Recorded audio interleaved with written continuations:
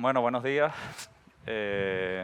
Gracias por la asistencia a este último acto que tenemos en la celebración de la Semana de Arquitectura del COALS.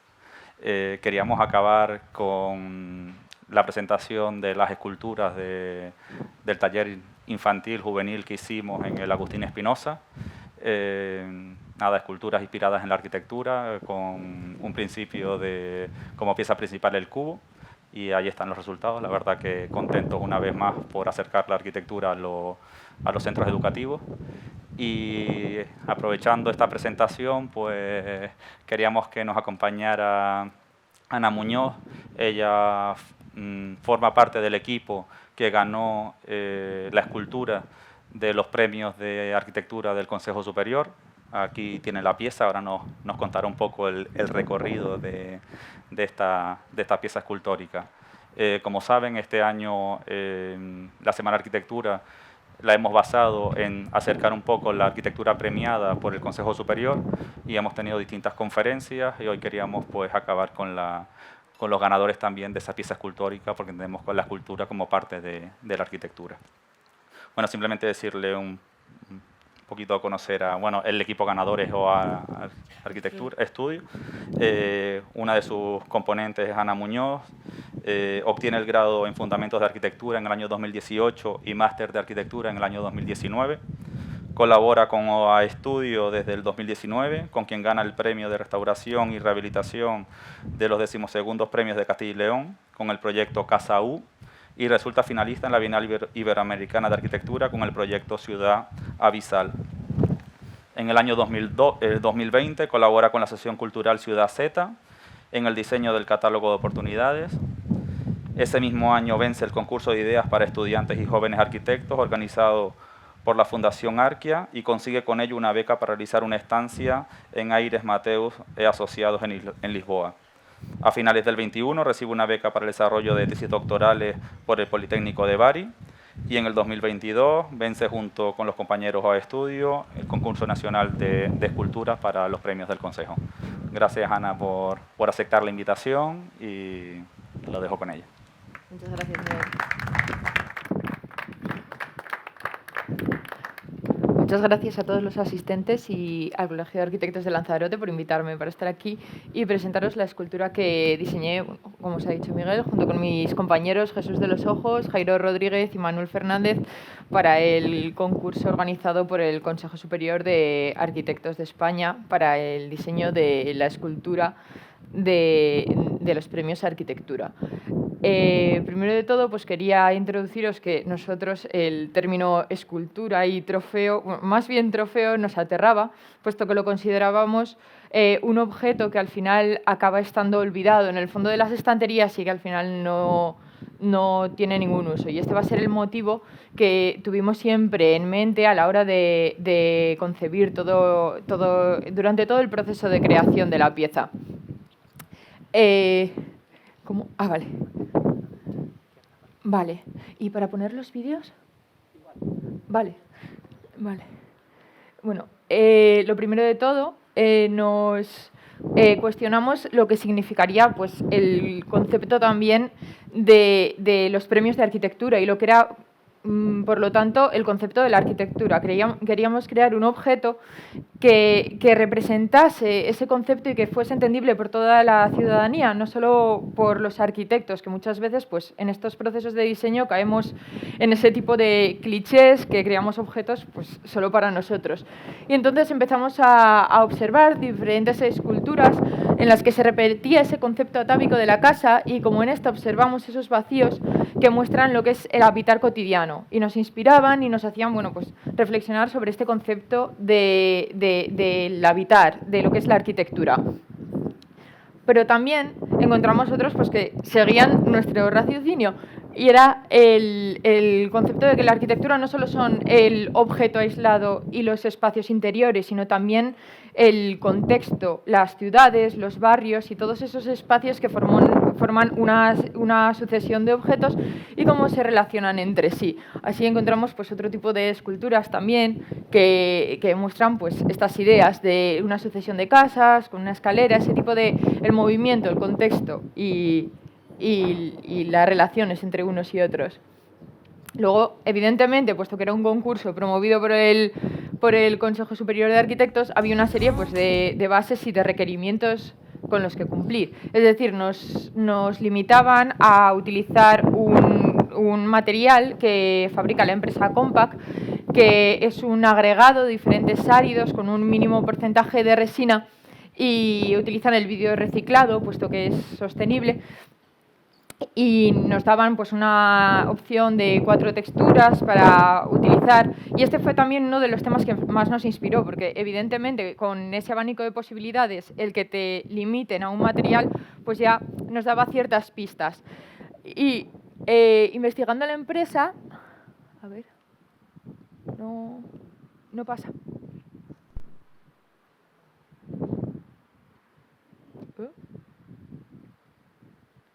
Ay, no. Vale. Bueno, no sé si se va a ver.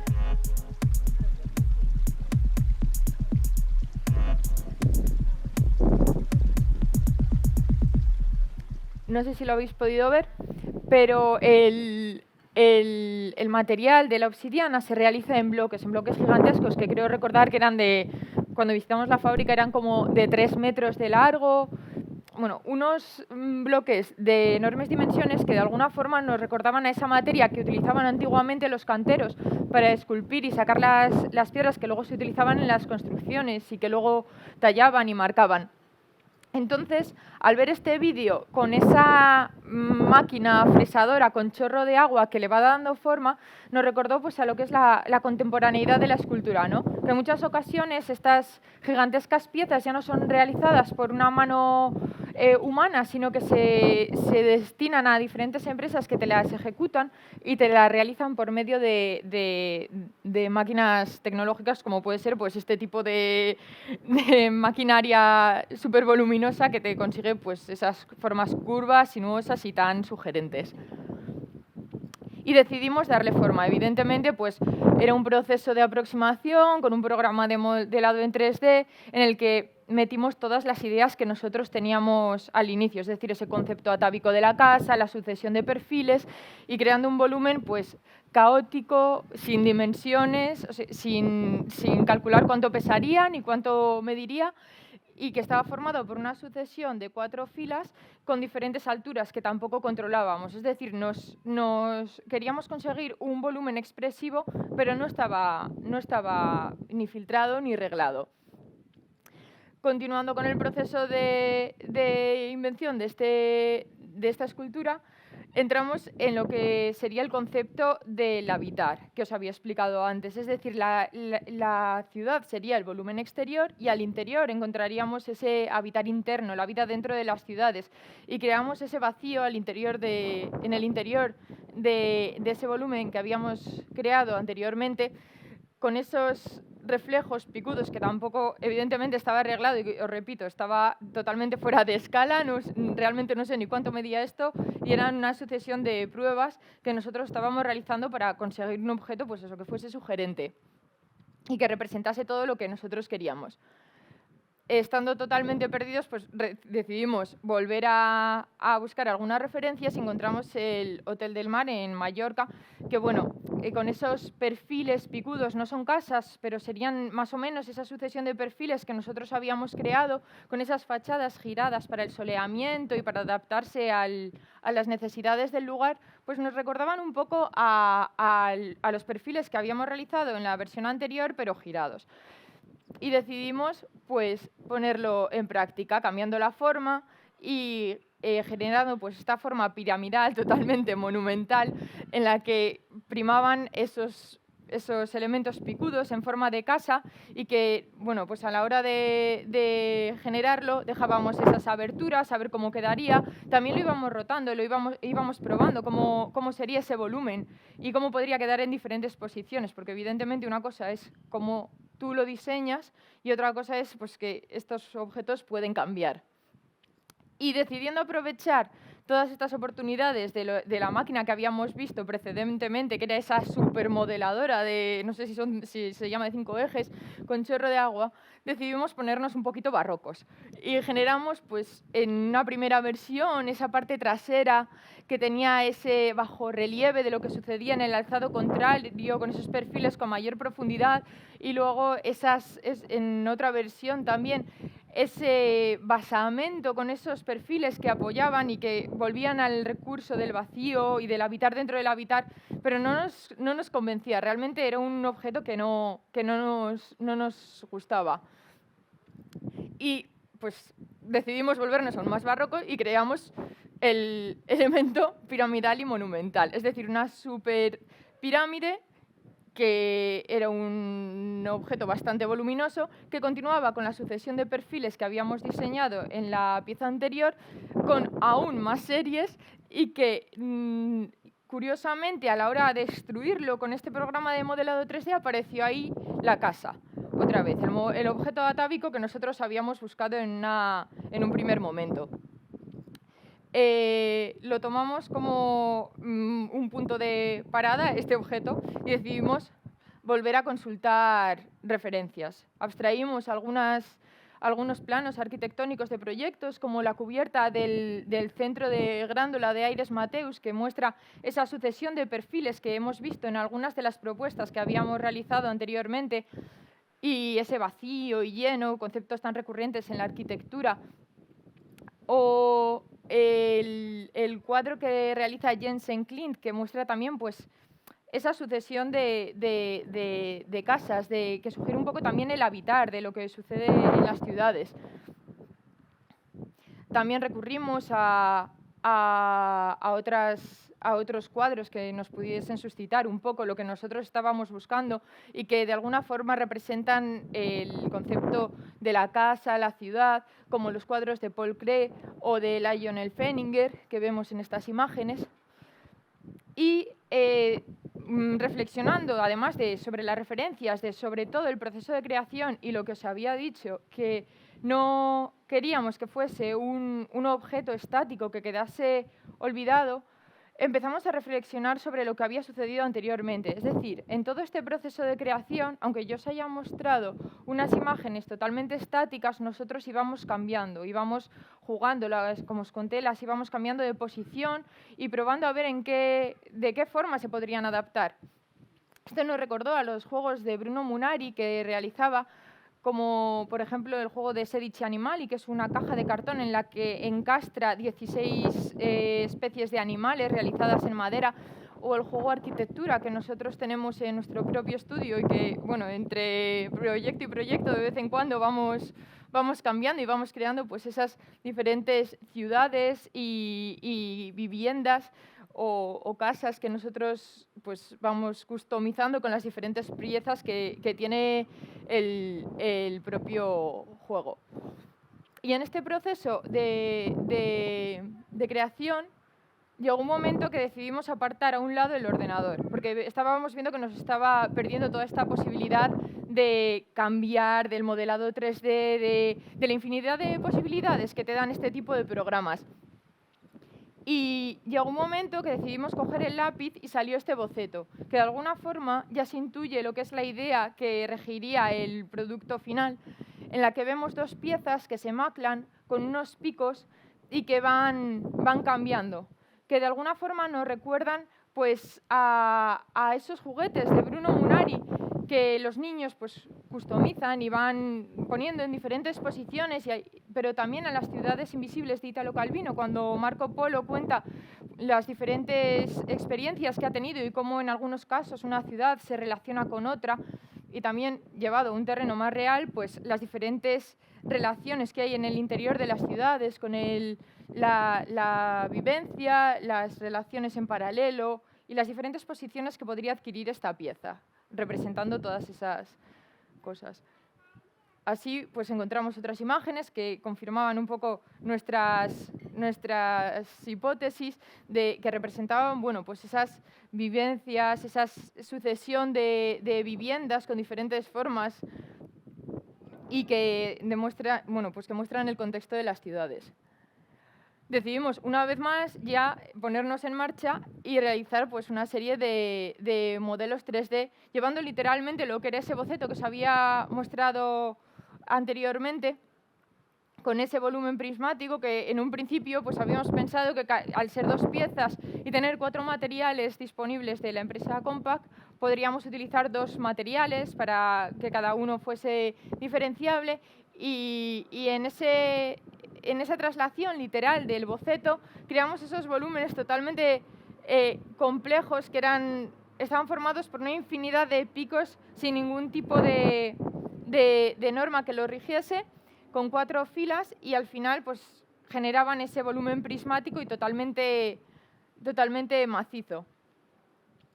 No nos convencía y otra vez más, bueno, pues durante el proceso de diseño recurrimos mucho pues, a ver imágenes que nos susciten de alguna forma y llegamos a esta imagen que es de la contribución que realizaron Aires Mateus en la Bienale de Venecia, no me acuerdo de qué año, en la que realizaban los negativos de sus proyectos y en esta fotografía en concreto vemos, nos inspiró porque veíamos de alguna forma esos perfiles que habíamos generado en las primeras versiones y cómo se maclaban los unos con los otros.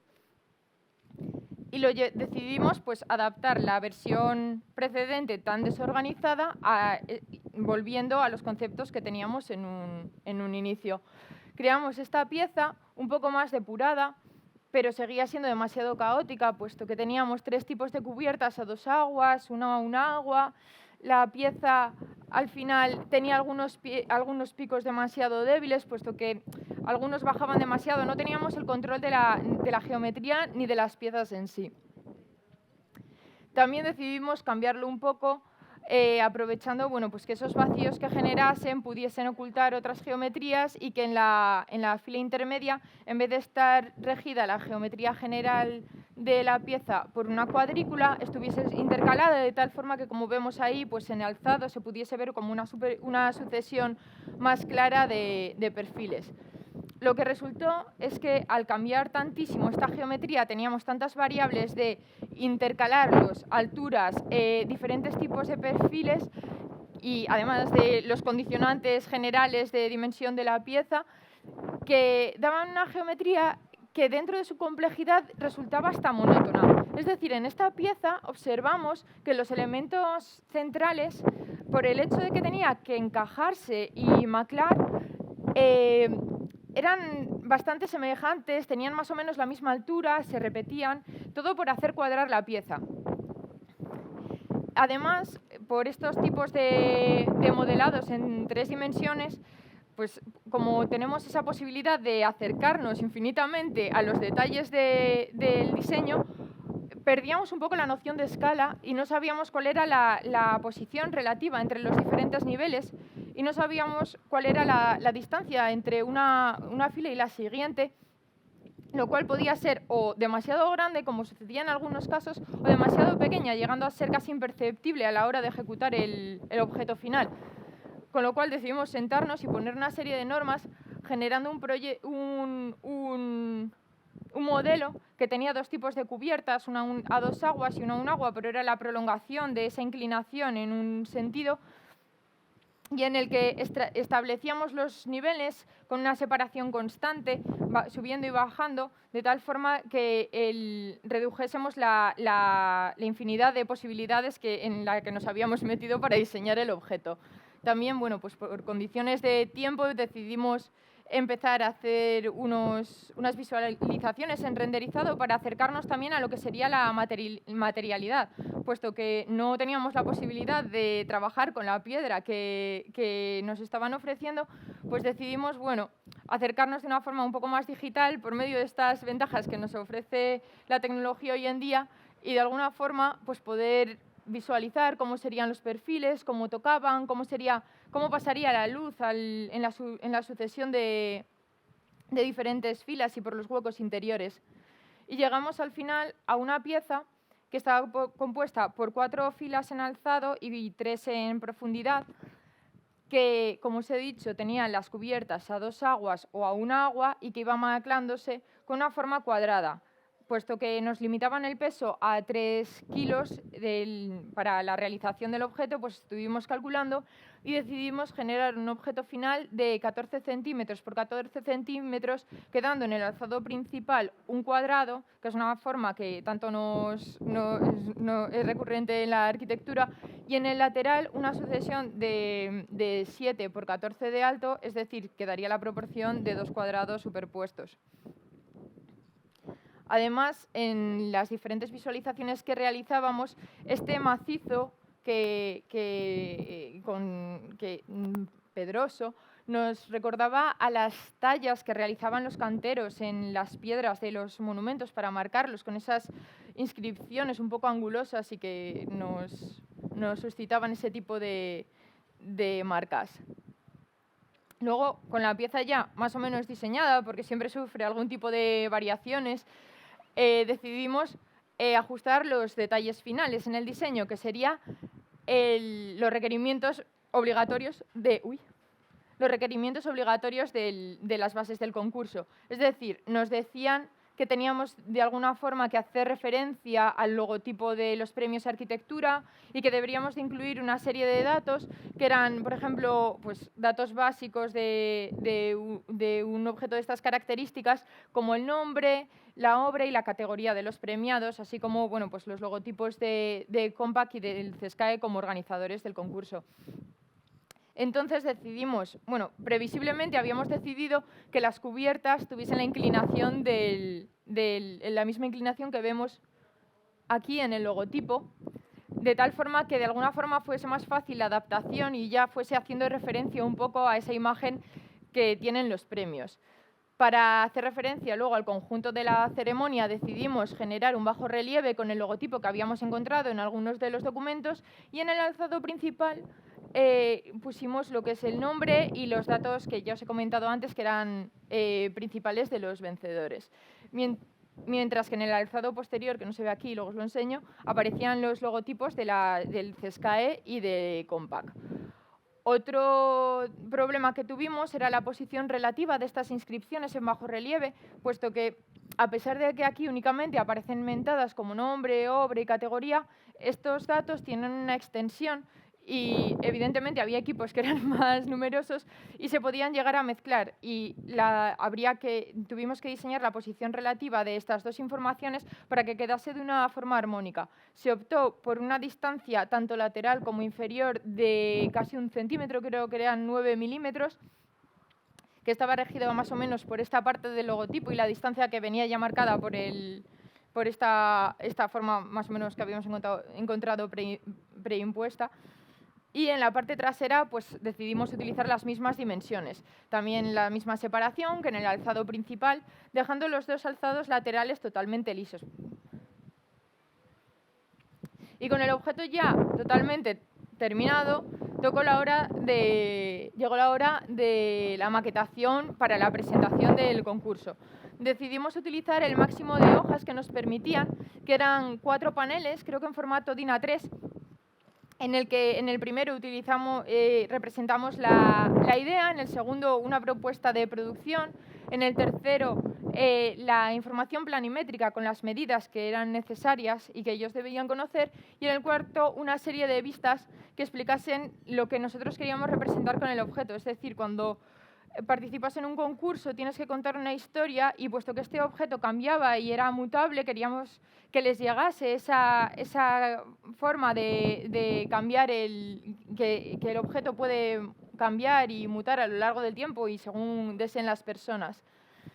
En la primera diapositiva hicimos una recopilación de las imágenes que habíamos encontrado más sugerentes a lo largo de todo este proceso de creación del objeto, como la que os he mostrado antes de Jensen Klint, algunas de Paul Klee, un proyecto de James Stirling, de Lionel Feininger o algunas de Fernand Léger, junto con un ideograma, que lo tenéis ahí en grande, de lo que era el concepto abstracto de nuestra propuesta, empezando por la casa, que una sucesión de casas generan contextos y generan barrios y manzanas y que generan las ciudades, y al final pues una muestra del skyline, que es como la imagen que nosotros tenemos en la cabeza de la arquitectura y que nosotros queríamos representar de una forma abstracta en este objeto. Además, insertamos un texto, pues eso, explicando lo que era todo el concepto y todos esos requerimientos que os he ido mencionando antes de pues, las dimensiones finales que obtenía el objeto, así como el peso de la pieza, que al final resultó de 3 kilos y poco, siendo el límite en 5. Bueno, todos esos datos que al final conviene clarificar y que evidentemente estaban en las bases. En la segunda lámina nos dedicamos a explicar todo el proceso que, como os comenté en un principio, queríamos que fuese tallado, así que representamos pues, un cubo que aparece una broca y lo va tallando y lo va esculpiendo. A partir de la mitad de la lámina, en la parte izquierda, representamos los diferentes diagramas que mostraban en alzado la sucesión de alguna de las posiciones que nosotros habíamos pensado que podía tener el objeto y luego también su configuración en axonometría. En este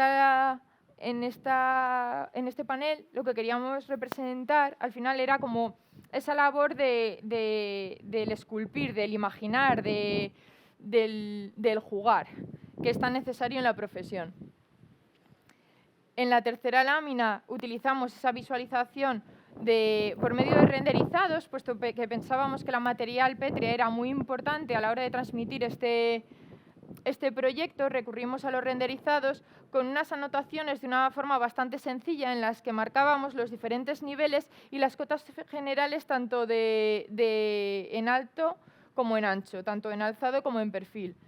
En este momento tuvimos la dificultad de cómo representar la sección, que puede ser una cosa bastante clara en algunas arquitecturas, puesto que recurrimos a otras técnicas, pero puesto que habíamos recurrido a la representación en renderizado, no queríamos incrustar en este momento ninguna información a línea, por lo que recurrimos a sombrear el renderizado interior de tal forma que, como veis en la parte inferior, esas dos imágenes tienen un sombreado más oscuro que demuestre de alguna forma que eso ya no es la pieza, es un corte interior.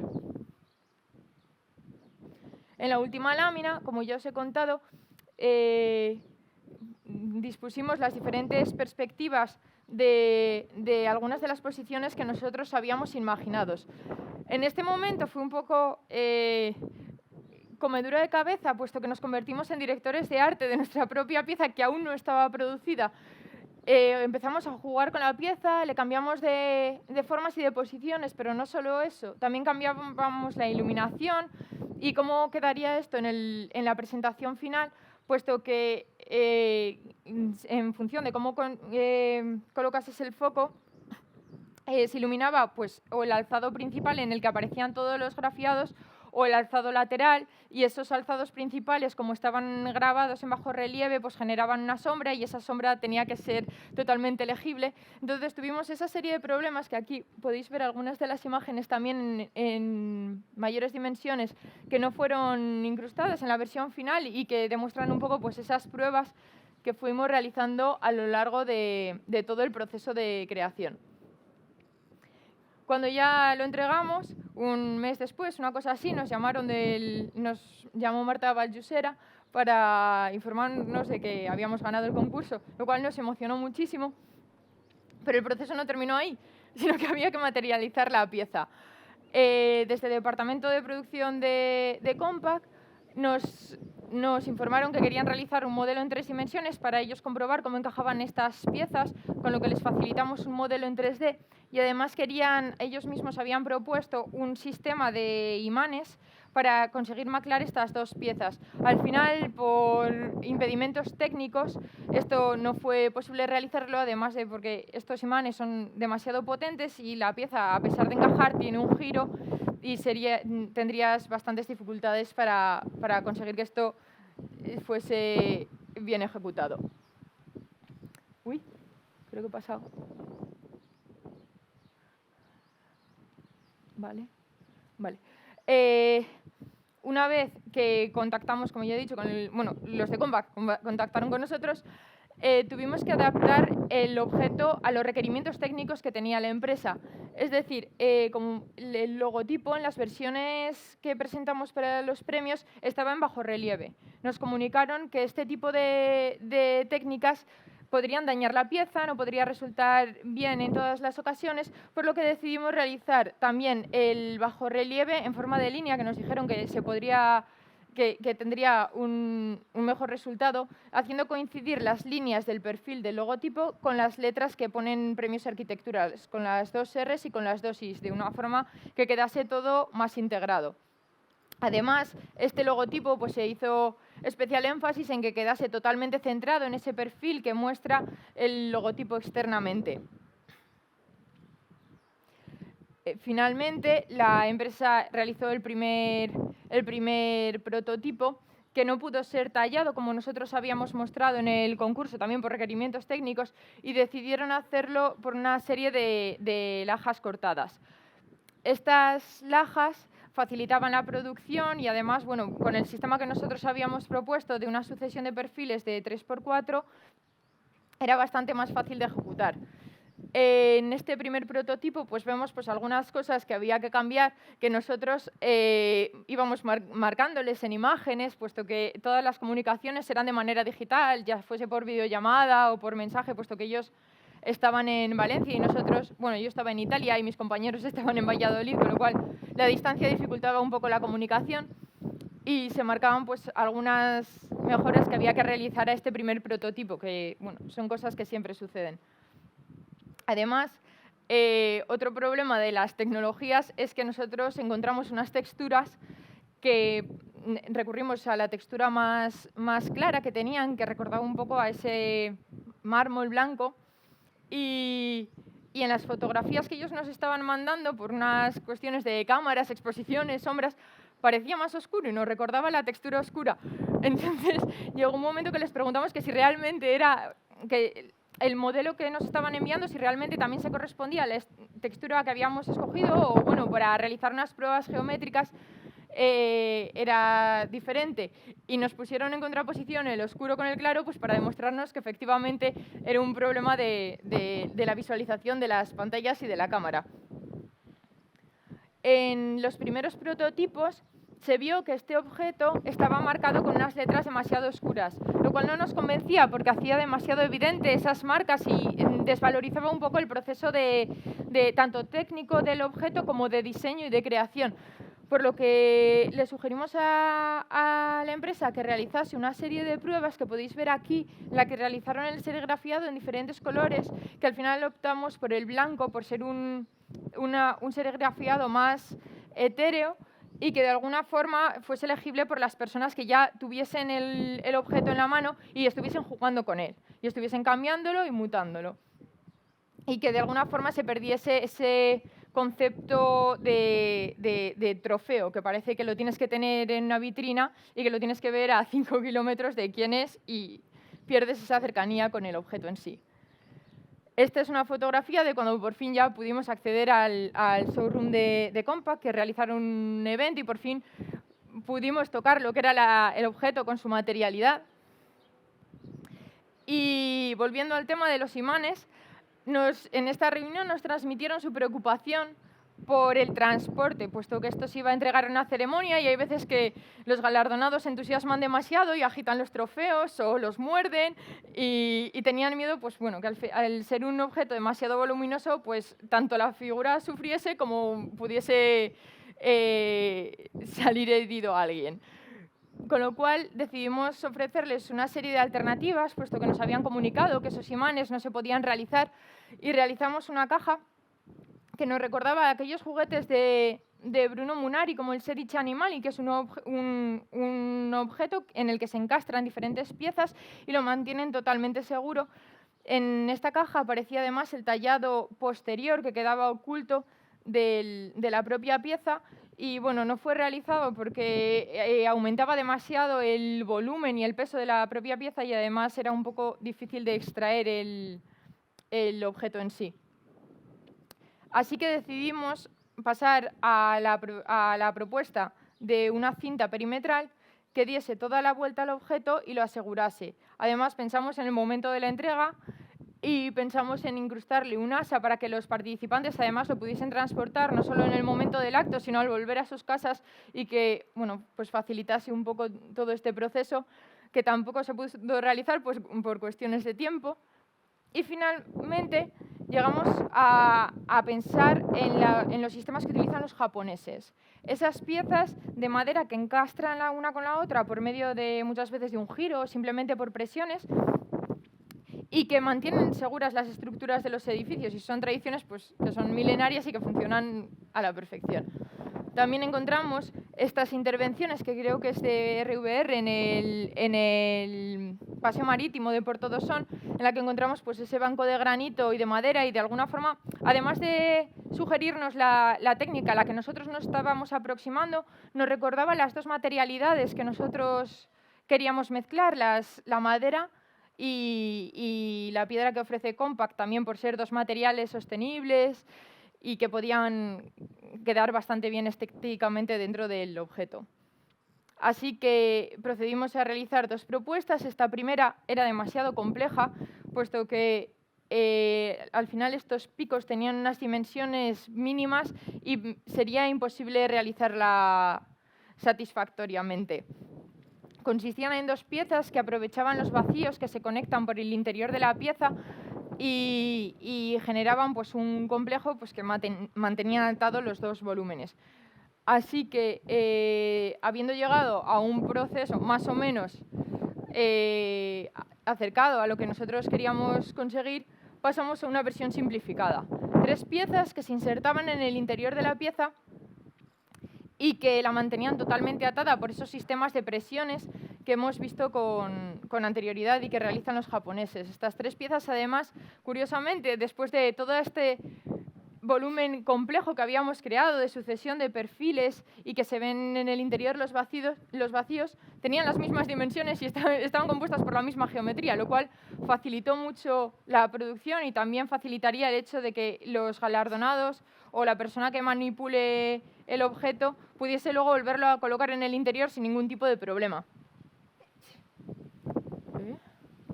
Además, nos importaba mucho lo que sería la imagen exterior, es decir, cómo este objeto intruso en nuestro objeto primigenio se comportaba estéticamente dentro de la pieza. Así que decidimos incrustarlo y mandárselo también a la empresa que lo estaba produciendo para que viesen que realmente era un objeto que cumplía con la función y que no era para nada intruso. Es decir, en el alzado principal apenas se ve y en el posterior se ve en algunos puntos más, pero tampoco resulta ser ajeno ni queda mal.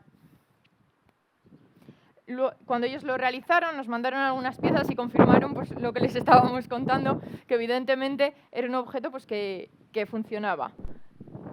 Y como podéis ver en este vídeo, en las pruebas que realizaron, a ver si funciona.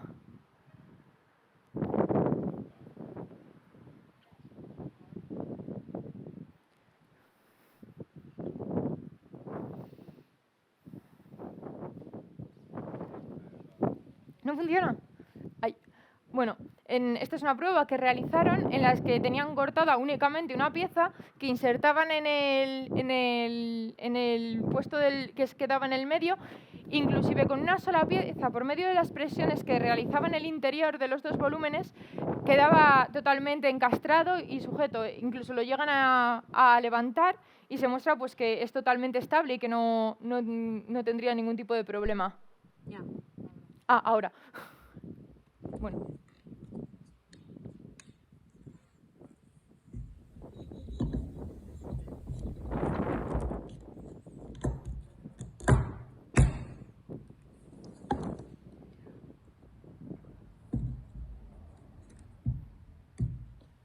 Con una pieza.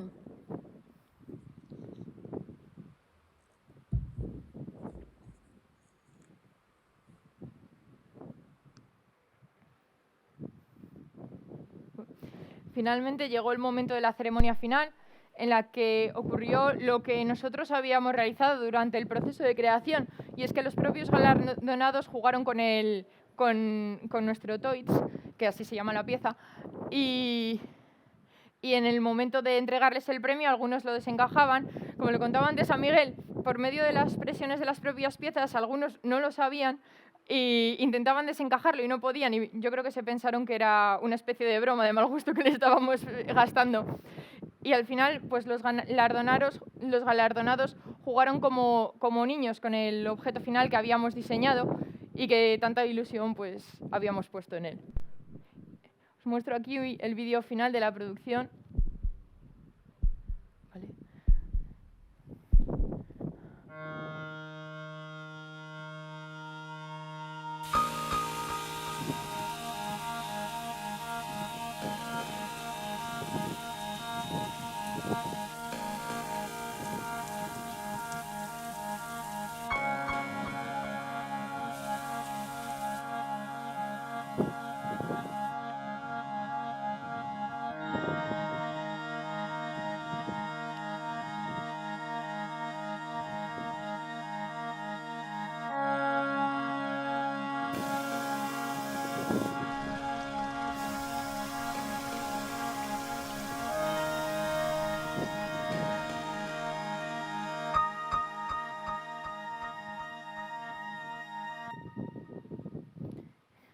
Y bueno.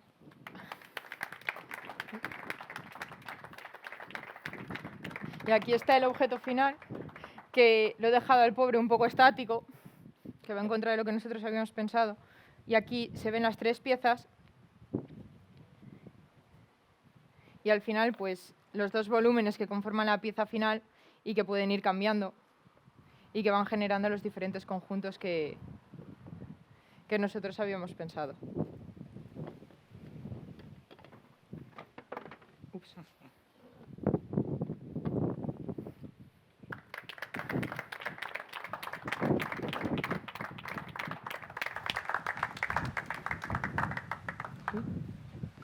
Gracias por la explicación.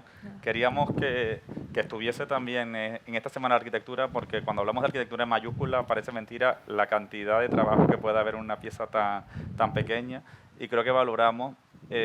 Bueno, yo tuve la suerte de formar parte del jurado de la elección de la pieza para los premios. Como dice Ana, hubo mucho debate interior por esa imagen, porque se apostaba por lo típico, por ese trofeo, y entendíamos que en los nuevos premios de arquitectura, donde se premiaban los valores, era necesario ser arriesgado, y era un premio que iba a perdurar en el tiempo, y por eso la pieza tenía que ser una pieza que fuera más allá de un trofeo, sino una pieza escultórica que formara parte del despacho, de la vivienda, y la verdad que la pieza nos enamoró por ese juego, esa necesidad de la diversidad de posiciones que podía tener, y la verdad que encantados con el premio que nos representa. También nos han comentado que hubo ciertas dudas, porque nosotros tuvimos... No le voy a contar lo malo. No es malo, fue una cosa nuestra. En el proceso cuando ya teníamos todo realizado, decidimos hacer una maqueta que nos permitían en las bases entregar y enviar. Total, que se nos echó el tiempo encima y decidimos imprimirlo, y la mitad de la pieza pues salió mal. O sea, de estos la decidimos imprimir en impresión 3D, y una de estas, creo que encima fue la principal, salió mal, lo dejamos imprimiendo por la noche y se nos echó el tiempo encima y decidimos no entregarla, y entregamos solo la mitad. Entonces, claro, presentar las 4 láminas que nosotros habíamos explicado, todo el concepto de que esto se puede desencajar, encajar, cambiar, con la mitad, era un poco extraño, pero bueno, creo que lo entendieron, a pesar de faltar. Es que solo estaba esto. Sí. Entonces, claro, que el debate era, la verdad que gracias a que las láminas estaban muy bien explicadas, veías esto y dices, no, pero es que son más piezas y se encajan y se ponen. Entonces, la verdad es que hubo ahí hubo duda, pero bueno, como somos arquitectos, entendimos. Yo personalmente no quería entregar ni la mitad de la maqueta. Fueron mis compañeros que dijeron, no, siempre soy bien la mitad, se entrega la mitad, por lo menos para que lo vean y vean pues esas geometrías, aunque sea parcialmente. Y yo pues, me llevé un fiasco, la verdad, y no quería, pero bueno, me convencieron y al final pues muy contentos. Y no sé si te lo han comentado, creo que el número de cubiertas además coincide con el número de colegios de arquitectos que hay en España. Es una anécdota, sí. Ah, pues lo pensamos bien, sí, estaba todo planeado.